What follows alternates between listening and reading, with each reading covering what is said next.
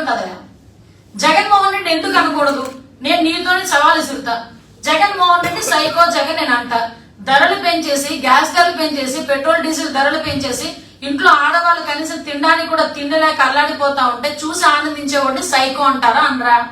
నేను సైకో జగన్ అంటాను. చెత్త మీద పండేసినోడిని చెత్త సీఎం అంటారుగా అనరా? ఎస్, నేను చెత్త సీఎం అని అంటాను. ఈ రోజు నోరిపి మాట్లాడాలంటే చూసి స్క్రిప్ట్ కూడా చదవలేడు నత్తిపోగోడి అంటారా అనరా? నేను అంటాను. ఏం మాట్లాడతావు? ఏం చేస్తావు? బరాబర్ మాట్లాడతా. ఉన్నదే మాట్లాడుతున్నా, లేనిదేమీ మాట్లాడట్లా. నేను నువ్వు బయటకు వచ్చి నా నియోజకవర్గం వచ్చి తొడగొడేస్తున్నావు, నా గురించి మాట్లాడుతున్నావు. అసలు నువ్వు నా స్థాయిని పెంచడం కాదు, అనవసరంగా ఇప్పుడు నేను మాట్లాడి నీ స్థాయిని పెంచుతున్నానేమో.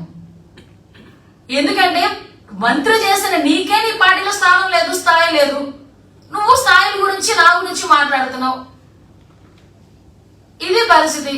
అంటే ఓవరాల్ గా చెప్పాలంటే మనోడి పరిస్థితి ఏంటంటే ఇప్పటికీ మళ్ళీ చెప్పాను, ఫోటోలకు పోజులు ఇస్తడం, లేకపోతే ఏదో రీల్స్ తయారు చేసుకోవడం, ఇలాంటివి తప్పించి ఈ 2.5 సంవత్సరాల కాలంలో నువ్వు తీసుకొచ్చిన ఒక ప్రతిష్టాత్మకమైన కంపెనీ గురించి ఒక్కటి చెప్పగలవు.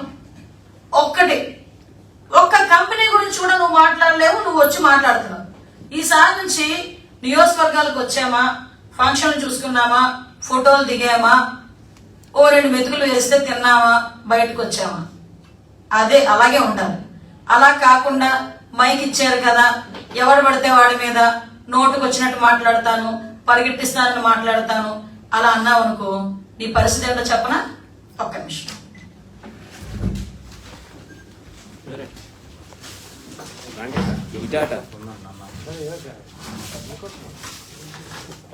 ఇక్కడ పెట్టి ఫ్రంట్లో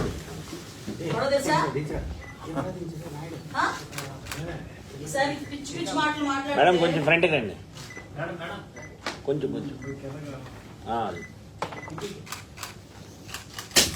ఏమైంది? గుడ్డు పగిలింది. ఈసారి కూడా అదే జరిగింది. ఇష్టానుసారంగా నోటుకు వచ్చినట్టు మాట్లాడతాము, నోటుకు వచ్చినట్టు ఏది పడితే అది బాగుతామంటే గుడ్డు పగిలింది ఒక్కొక్కరికి. ఎవరితోనైనా పెట్టుకుంటున్నావేమో, మాతో పెట్టుకోకండి.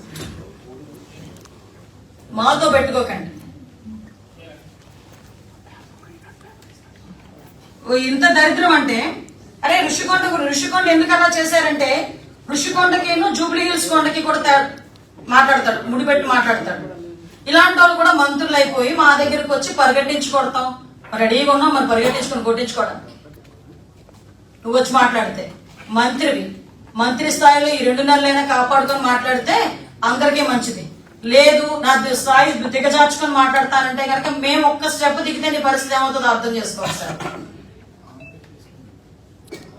అంటే బాగా తేలిగ్గా ఉన్న పరిగెట్టించుకోవడం. ఎవడో ఒక మహిళని, ఒక దళిత మహిళని నా గురించి నువ్వు నా నియోజకవర్గానికి వచ్చి అక్కడ అభ్యర్థిగా పోటీ చేయబోతున్నా నన్ను పరిగెట్టించుకొడతానని మాట్లాడేవంటే నీ తాలూకా అదే మెదడు కూడా ఏమైందంటే ఈ మధ్యలో ఆయనకి కోడిగుడ్డు సైజులోకి వచ్చి మోకాళ్ళు చరికాలు జారిపోయింది.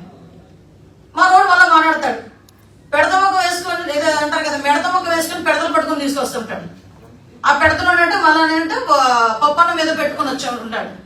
అరే నువ్వు అసలు అర్థం కాదు ఏంటంటే, ముద్దపప్పుకి తక్కువ, గన్నేరు పప్పుకి ఎక్కువ. నువ్వు కూడా మాట్లాడుతున్నావు మా గురించి. ఈసారి కనుక చంద్రబాబు నాయుడు గారి గురించి కానీ, లోకేష్ గారి గురించి కానీ, మా గురించి కానీ, మా ఎమ్మెల్యేల గురించి కానీ నోటుకు వచ్చినట్టు మాట్లాడితే ఈసారి పర్యవేశనాలు గుడ్డు పాగలటం అవి ఇవి కాదు, ఈసారి డైరెక్ట్ అటాక్.